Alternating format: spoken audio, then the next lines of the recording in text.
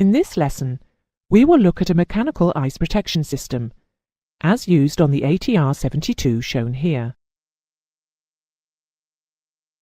A mechanical system, using pneumatically inflated boots, may be employed on the wing and tail leading edges of certain types of piston engine and some modern turbopropeller aircraft.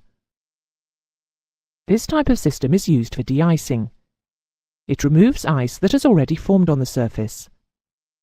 It is switched on when there is an ice buildup of between 0.5 and 1.5 centimeters, depending on aircraft type.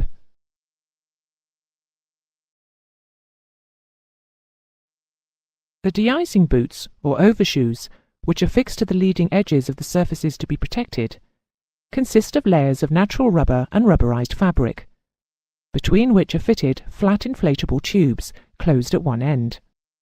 The tubes are also made of rubberized fabric. In some boots, the tubes are so arranged that when the boots are in a position on a wing or tail leading edge, the tubes run along the leading edge. In others, they run across at 90 degrees to the leading edge. The boots may be attached to a leading edge either by screw fasteners or by cementing them directly to the inboard portion of the leading edge, where the wings are thickest.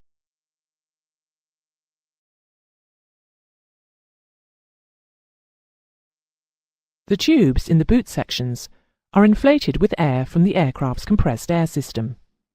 This air may come from the pressure side of an engine-driven vacuum pump, from a high-pressure reservoir, or, in the case of some types of turbopropeller aircraft, from the engine compressor.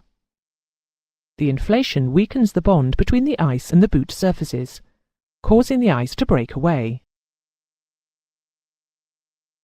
At the end of an inflation stage of the operating sequence, and whenever the system is switched off, the air is sucked from the boots to hold them flush with the leading edge.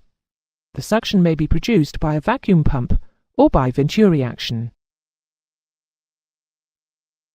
This inflation and deflation cycle is repeated during the period the system is in operation. When the system is switched off, suction is applied continually to all tubes of the boot sections to hold the sections flat against the leading edges, thus minimizing aerodynamic drag.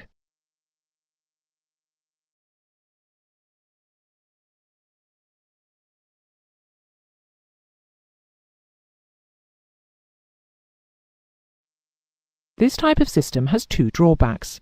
Firstly, the boots disturb the airflow over the leading edge, increasing drag. And secondly, they are quite expensive to maintain, as the boots wear out relatively quickly and they are easily damaged and eroded.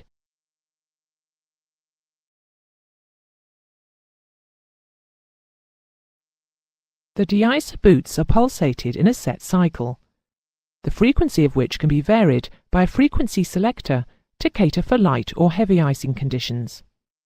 To reduce the volume of pressurizing air required, the boots are usually divided into groups. For instance, Group 1 may be the port and starboard wing outboard boots. Group 2, the port and starboard wing inboard boots. And Group 3, the fin and tailplane boots. When the system is switched on, the boots will inflate and deflate in sequence. First Group 1, then Group 2, and finally Group 3. At the end of the cycle, there will be a time delay, which can be varied by the pilot, depending on the severity of the icing before the cycle starts again.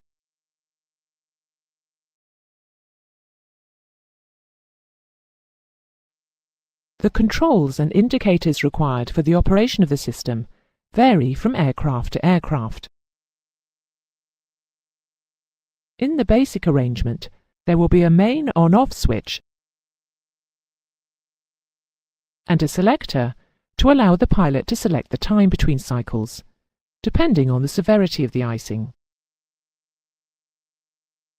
There may also be pressure and vacuum gauges or indicating lights to confirm system operation.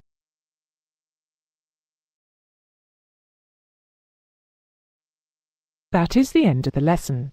You should now understand that a mechanical system using pneumatically inflated boots is often used on modern turbopropeller aircraft.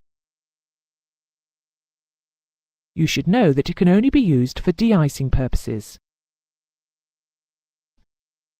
You should also know that the two disadvantages of this type of system are that it is expensive to maintain and that it causes an increase in drag.